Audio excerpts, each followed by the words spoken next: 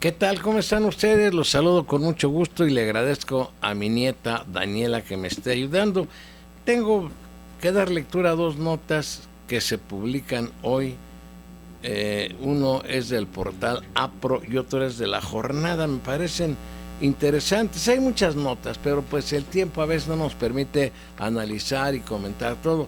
Pero mire usted, secuestran a hija de general de justicia militar en la autopista México-Querétaro. Esto fue el día de ayer.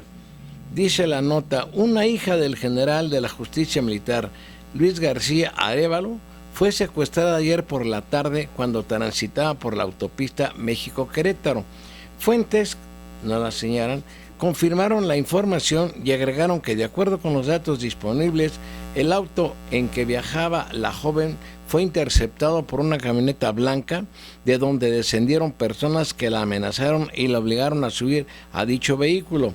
Voceros de la Secretaría de la Defensa Nacional señalaron la noche de ayer que no tenían información sobre los hechos. Pues, ¿cómo no van a saber, hombre? Claro que deben de saber, se enteran al instante, sobre todo cuando se tratan hechos en contra de personajes de alta jerarquía en activo o en retiro de la Defensa Nacional. Continúa la nota diciendo, siendo juez sexto militar en 2002, el general García Arévalo fue el primero en dictar auto de formal prisión en contra de generales de alto rango involucrados en la guerra sucia de los años 70 del siglo pasado. Además, a lo largo de su carrera ocupó diversos cargos como Ministerio Público y juez militar. En su momento dictó autos de formal prisión a los generales Humberto Quirós Hermosillo y Arturo Acosta Chaparro Escapite por los delitos de homicidio calificado en agravio de 143 campesinos involucrados en movimientos guerrilleros entre 1975 y 1979 en Guerrero. Fíjese usted para que lo compare con lo de Ayotzinapa. Quienes fueron muertos en la base militar de Pie de la Cuesta y posteriormente arrojados al agua. Por eso en este asunto de Ayotzinapa se sospecha de que el ejército mexicano estuvo involucrado. Vuelvo a leer este párrafo. En su momento dictó autos de formal prisión a los generales Humberto Quirós Hermosillo y Arturo Acosta Chaparro Escapite por los delitos de homicidio calificado en agravio de 143 campesinos involucrados en movimientos guerrilleros entre 1975 y 1979 en Guerrero, quienes fueron muertos en la base militar de Pie de la Cuesta y posteriormente arrojados al mar. La nota dice, el 14 de octubre de 2009, este general al que hago referencia, que víctima por el secuestro de su hija, el 14 de octubre de 2009, la Secretaría de la Defensa Nacional rechazó una solicitud de información sobre el cargo que ocupaba, área de adscripción y número de teléfono de trabajo del entonces coronel García Arévalo, ahora general. La dependencia calificó la información como reservada por un periodo de 12 años. Argumentó que proporcionar la información expondría al militar a ser objeto de posibles agresiones por la delincuencia organizada, toda vez que por los cargos que ha desempeñado dentro de los órganos del fuero de guerra durante su carrera y el que tiene asignado actualmente, implicaría que personas ligadas a la delincuencia organizada y probablemente afectados sus intereses por actividades propias del coronel, desarrolladas en autos del servicio, conozcan su ubicación con la posibilidad de atentar contra su vida, su seguridad o su salud, ya sea del propio militar o de su familia. La Defensa Nacional agregó que tal y como acontece en la actualidad en que ocurren hechos violentos contra personal militar en activo o retiro, como respuesta a la afectación de los intereses de grupos contrarios a la ley. Pero no especifica intereses de qué grupos. Se trata de una venganza entre militares, el secuestro de esta señorita, se trata de una ventaja de una situación de un secuestro circunstancial, o se trata de qué. Ojalá las autoridades, como siempre, que para nada sirven, la PGR dé a conocer datos reales no engaños, no mentiras. Si en este secuestro están involucrados generales o hijos de generales que fueron en su momento juzgados y procesados y condenados a prisión por este general Luis García Arévalo, pues que lo digan, que no lo oculten. ¿De qué se trató?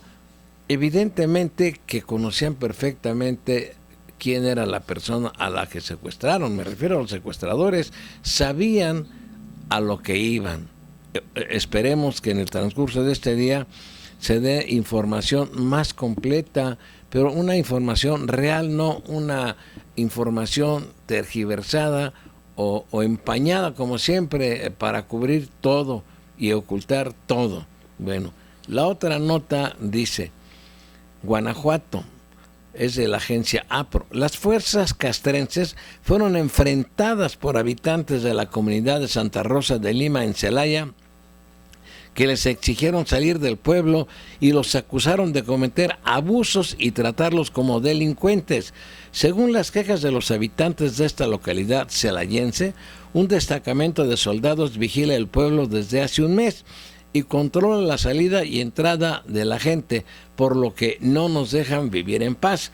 En una protesta en la que participaron principalmente mujeres, niños y adolescentes, los pobladores se reunieron en el jardín principal de Santa Rosa de Lima con pancartas en las que pedían la salida de los soldados y marcharon por varias calles. En un momento se situaron frente al destacamento que permanece en el acceso principal de la comunidad, levantando sus pancartas, las pancartas decían: ya no podemos salir a la calle, nos esculcan y nos quitan nuestras cosas, dijo una mujer.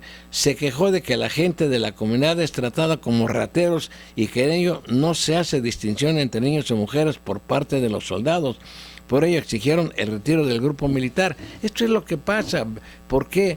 Porque les dan tanta impunidad que cometen lo que se les pega la gana los soldados.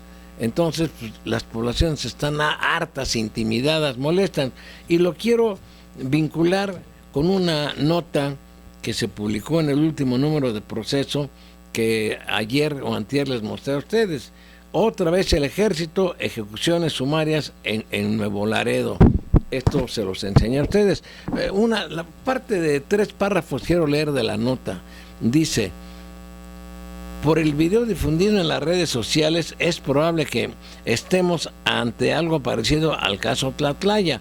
No hay duda de quiénes son los responsables. No se ve agresión de las víctimas hacia los militares y sin embargo todos terminan con la cabeza destrozada por disparo de arma de fuego, muy probablemente a corta distancia, dice en entrevista Raimundo Ramos Vázquez, presidente de la Comisión Nacional de Derechos Humanos de Nuevo Laredo.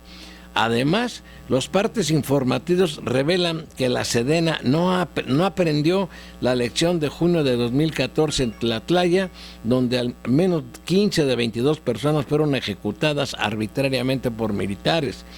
Ramos añade: sin descartar un probable enfrentamiento, vemos que no se detienen a los presuntos delincuentes, más bien se cometen ejecuciones extrajudiciales y se rinde un parte informativo ajeno a la realidad.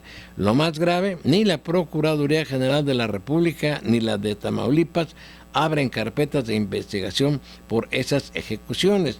Lamenta que luego de conocerse el video, ni la Comisión Nacional de los Derechos Humanos ni la Procuraduría General de la República abrieron investigaciones de oficio como era su obligación. A ese documento gráfico hay que agregar las imágenes de las personas con el rostro desfigurado, que no son lesiones que corresponden a un enfrentamiento o agresión. Eso lo podrá aclarar un perito en criminalística. Y es cierto esto que pasa. Esta gente, los soldados, pues sabrán, tiene que obedecer. Si los mandan, si hay que matar, pues van y los matan, así como si hubieran de cacería. No hay el menor respeto a la vida de las personas. Por eso la gente, después de apreciar y de ver con tanto respeto, con agradecimiento al ejército mexicano, ahora lo repudia.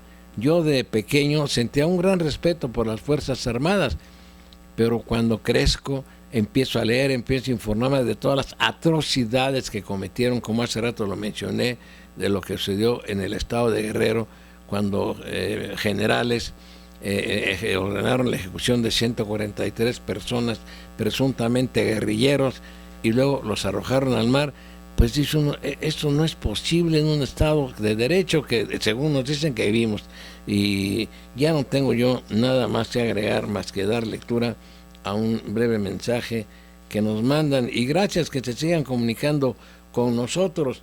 Este mensaje que me manda el señor Apolinar Pacheco dice: de verdad que da coraje, rabia y tristeza de tener tantos malditos gobernadores corruptos en nuestro país.